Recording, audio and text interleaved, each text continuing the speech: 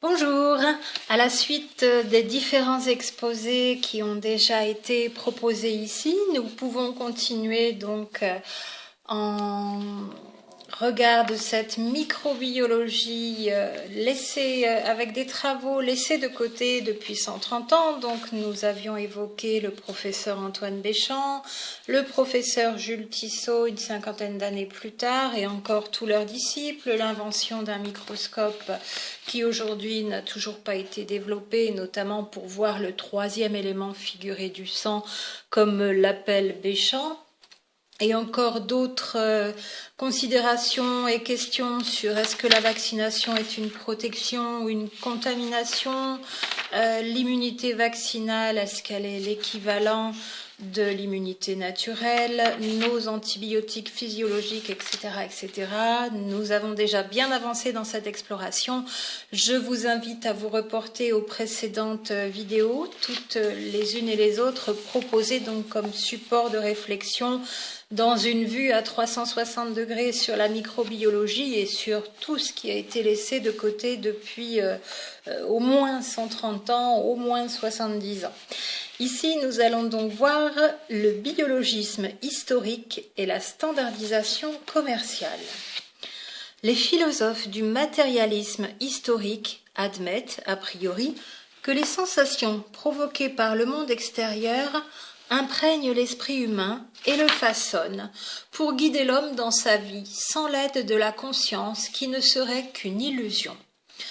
De même, pour les partisans du biologisme historique, les infections, naturelles ou vaccinales, provoquées par le milieu extérieur, imprègnent le corps humain et le façonnent pour protéger l'homme sans l'aide de la défense naturelle qui semble pour eux de peu d'importance et même illusoire. Selon ces vues philosophiques, il suffirait de conditionner le monde extérieur pour obtenir des réactions sensiblement égales de la part de l'esprit et du corps humain. Et il ne faut pas attacher une grosse importance au milieu intérieur. Alors j'ouvre une parenthèse ici pour commenter cet important passage, comme quasiment tous les passages de cet exposé du docteur Yves Cousigou, dans ce fascicule, je le rappelle, qui s'intitule « Phobie des microbes et manie vaccinale » publié en 1992. Il évoque ici la position philosophique qui est toujours actuelle, c'est pour ça que la parenthèse me semble importante, donc de cette vue a prioriste comme quoi on pourrait façonner le corps humain, et l'esprit aussi d'ailleurs, et que l'importance du milieu intérieur est négligeable. On ne s'occupe que de façonner le corps humain en fonction, par le milieu extérieur, donc, et toute cette théorie du microbisme, de l'asepsie cellulaire en ce qui concerne le milieu intérieur, et de tout ce qui a été exposé par des chercheurs comme le professeur Antoine Béchamp et le professeur Jules Tissot, toujours. On est toujours dans cette conception du tout milieu extérieur et du fait de négliger le milieu intérieur, il n'a que peu d'importance. Dans notre article « Le fatalisme des credos transformistes et l'idolâtrie du temps », paru dans le magazine La Vie Claire de juin, juillet, août, septembre 1959, nous avons exposé que tous ces systèmes fatalistes, résultant d'une lamentable confusion entre le fatalisme et le déterminisme qui n'exclut aucunement la liberté, se rapporter pour cela à Claude Bernard, considèrent le milieu intérieur comme informe, amorphe, non structuré, etc., et par suite comme malléable et façonnable dans le but inavoué de rendre les hommes irresponsables et soumis fatalement au conditionnement de ceux qui osent appliquer socialement et médicalement ces doctrines maléfiques. La conception darwinienne de lutte pour la vie et la conception pasteurienne de l'immunité artificielle ont le même sens, fait remarquer le docteur Joseph Roy dans son livre « La santé et la liberté ». Pour elle, donc, ces deux conceptions, pour ces deux conceptions darwiniennes et pasteuriennes, pour elle, la vie ne se serait affermie et n'aurait progressé sur la Terre qu'en fonction des difficultés et des dangers qui s'opposaient à son existence et en contractant de plus en plus un caractère de force. Certains pasteuriens soutiennent par exemple qu'il n'y a pas d'immunité naturelle et originelle contre la tuberculose et que ce sont les bacilles tuberculeux eux-mêmes, dans la lutte qu'ils imposent à l'organisme, qui permettent à la plupart des hommes de ne pas devenir tuberculeux. C'est donc le mal lui-même qui doit, pour ces a prioristes, être le remède en obligeant la vie naturelle à devenir résistante et combative. Cette conception de l'immunité artificielle basée sur l'endurcissement au mal est comme le transformisme basé sur le dogme erroné de la matière vivante, uniforme, non structurée et aseptique. Ces deux métaphysiques darwiniennes et pasteuriennes sont, nous l'avons exposé, absolument sans fondement scientifique. Et elles constituent ce que l'on pourrait appeler le biologisme historique. Le dogme erroné de l'immunité vaccinale est basé sur une fausse interprétation biologique, c'est-à-dire sur une métaphysique erronée. Et il en est de même pour la prétendue mithridatisation, fausse interprétation également, au sujet de laquelle le docteur Decour écrit ce qui suit. On va revenir tout de suite à cette citation du docteur Decour sur la mithridatisation. Je voulais juste commenter donc sur la façon dont qualifie le docteur Cousigou les pensées darwiniennes et pasteuriennes en les nommant métaphysiques, puisque souvenez-vous, dans les exposés précédents, il disait bien que ce qui est basé sur les faits, c'est de la science, ce qui est du domaine de l'interprétation, c'est de la métaphysique. Et il démontre longuement, en citant tous ses travaux laissés de côté depuis 130 ans et ceux de Tissot depuis plus de 70 ans, donc, il démontre largement que les faits ont été niés sur les observations du professeur Antoine Béchamp, notamment de Taxis et encore d'autres disciples, et que ce sont des interprétations de Pasteur notamment, qui n'était que chimiste, on le rappelle, donc Louis Pasteur, ni physiologiste ni médecin, et hémiplégique, quand il a commencé ses recherches sur la vaccination, il avait déjà un certain âge et il était déjà malade et hémiplégique. Il avait donc besoin d'assistants notamment, entre autres. Et donc le docteur Cousigou nous rappelle bien ici, avec les différents travaux exposés sur lesquels il s'appuie lui aussi pour faire sa démonstration, et en citant donc à la fois Béchamp, Bernard et Tissot, que ces interprétations sont du domaine de la métaphysique depuis Pasteur. En le rappelant, donc, ces deux métaphysiques darwiniennes et pasteuriennes sont, nous l'avons exposé, absolument sans fondement scientifique. Et elles constituent ce que l'on pourrait appeler le biologisme historique. De continuer donc, pour reciter cette phrase, le dogme erroné de l'immunité vaccinale est basé sur une fausse interprétation biologique, c'est-à-dire sur une métaphysique erronée. Il en est de même pour la prétendue mithridatisation, fausse interprétation également, au sujet de laquelle le docteur Decour écrit, donc c'est paru dans la presse médicale du 9 juillet 1952, ce qui suit. Ainsi, des expériences multiples ont démontré largement qu'un véritable accroissement de la résistance spécifique aux sels d'arsenic n'existe pas. La pseudo-accoutumance, connue sous le nom de mithridatisation, ne se produit que pour les sels insolubles administrés par voie buccale, en provoquant une modification inflammatoire de la muqueuse intestinale qui empêche l'organisme d'absorber une quantité notable de l'agent nocif. Fin de citation donc du docteur Decour dans cet exemple qu'utilise l'exposé donc pour montrer ô combien il y a de fausses interprétations de ces faits.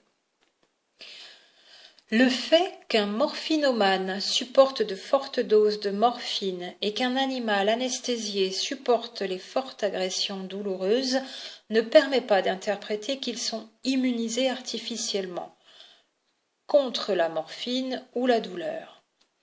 Le docteur Vernet, au sujet de la méthode de Laborie, fait les remarques suivantes. C'est paru dans la presse médicale du 1er mars 1952. Nous citons donc ici le docteur Vernet. L'organisme anesthésié ne réagit donc plus à l'agression. On ne peut pas dire qu'il ne soit adapté au toxique. C'est la cellule privée de sa sensibilité qui paraît n'être plus vulnérable. La réactivité variable des apiculteurs dépend également de la saison où l'abeille les a piqués, de l'endroit de la piqûre, des cas mortels ont été signalés chez eux, entre parenthèses, de la répartition hémodynamique et de la résorption plus ou moins rapide du venin. Voir en ceci donc la brochure Piqûres et morsures venimeuses éditée au laboratoire Sandoz, SANDOZ. Les reptiles ne sont pas immunisés contre leur propre venin, et s'ils peuvent l'avaler sans le moindre inconvénient avec leur salive, ils sont par contre tués lorsqu'ils en sont inoculés. Intéressant. Le système du biologisme historique et la doctrine de l'immunité basée sur le mal sont donc erronés. On a voulu faire croire aux pauvres gens de la masse populaire qu'ils étaient irresponsables de leur santé, de celle de leur descendance et morale, que la soumission à la loi naturelle et morale n'était pas nécessaire pour leur protection, et que le milieu intérieur de l'être humain, étant non structuré et démuni d'une défense naturelle basée sur le bien, il fallait le conditionner de l'extérieur pour obtenir une immunité artificielle. Pour que ce conditionnement soit rentable et commercialisable, il fallait que les méthodes de standardisation soient appliquées, de gré ou de force, dans le domaine médical et que la consommation vaccinale et pharmaceutique soit assurée facultativement ou obligatoirement dans la collectivité également considérée comme un protoplasma social, entre guillemets, non structuré et malléable. Rialan, dans son ouvrage Âme saine et corps sain, écrit à ce sujet, nous citons Rialan. Ne suis-je pas là, moi, dame pharmacie, applicable, buvable, injectable, riche d'espoir et riche de promesses, pour pallier au châtiment, pour permettre de contourner sans danger cette petite loi ancestrale et périmée qui s'appelle la soumission à l'ordre naturel et que la majorité, dans notre époque de progrès, ne connaît déjà plus? Ne suis-je pas là? Fin de citation de Rialan, donc R-I-A-2-L-A-N-D pour cet auteur. On termine donc avec le commentaire du docteur Cousigou, toujours. Dans le domaine scientifique, il est prouvé, ainsi que nous l'avons succinctement exposé, qu'il y a des malades et non des maladies, que tout malade a eu son individualité, que tout microbe a son individualité, et qu'il faut dire les vies et non la vie, et que par conséquent, il est inadmissible de parler de standardisation en biologie et en médecine. Alors, j'ouvre une dernière fois la parenthèse ici, puisque nous terminons sur ce chapitre. C'est bien aussi une grande question qui est évoquée à propos de toutes ces petites fioles de vaccins dans lesquels le produit est normalement à l'identique, sauf exception de quelques milliers de bouteilles contaminées par un virus de singe ou par un virus porcin, circovirus ou SV40, voilà, parce que, oups, parfois ça passe. Mais bon, c'est juste quelques milliers de bouteilles dans un lot de plusieurs millions. Sinon, normalement, dans la bouteille, la petite fiole, c'est l'exact même produit. Si c'est un vaccin contre la diphtérie, si c'est un...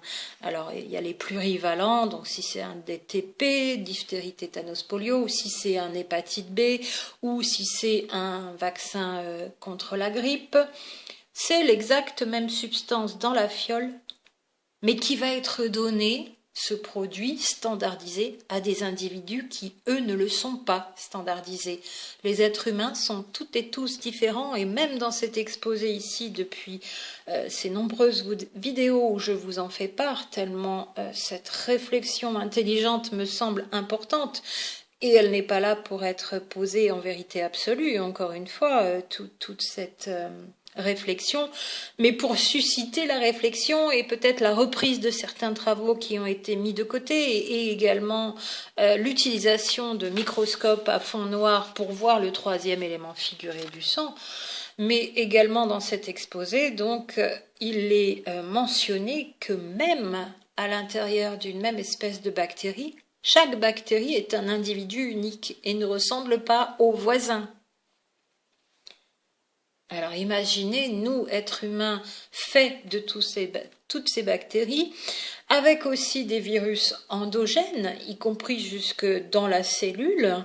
Est-ce que les virus et les bactéries sont uniquement exogènes et nous naissons complètement aseptiques avec chacune de nos cellules complètement aseptiques? Ça n'a pas de sens et c'est en fait quand même la théorie pasteurienne. L'asepsie cellulaire totale. Donc, imaginez que chaque bactérie, même au travers d'une espèce bactérienne, est un individu unique et que chaque individu être humain est un individu unique. Et ça, on le sait avec l'ADN et cet ADN et son système HLA.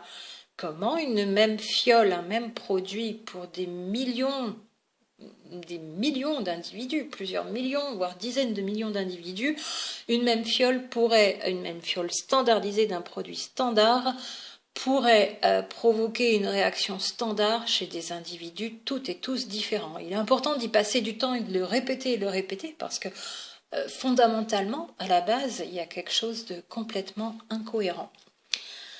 Voici donc la fin de ce chapitre. Je vais reprendre donc sur le dernier paragraphe. Dans le domaine scientifique, il est prouvé, ainsi que nous l'avons succinctement exposé, qu'il y a des malades et non des maladies, que tout malade a son individualité, que tout microbe a son individualité, qu'il faut dire les vies et non la vie.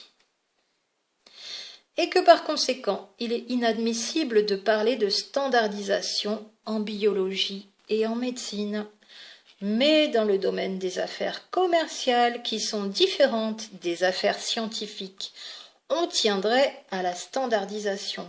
Microbes standard, vaccins standard, sérum standard, réaction physiologique standard devant les agressions, microbiennes ou non, etc., etc.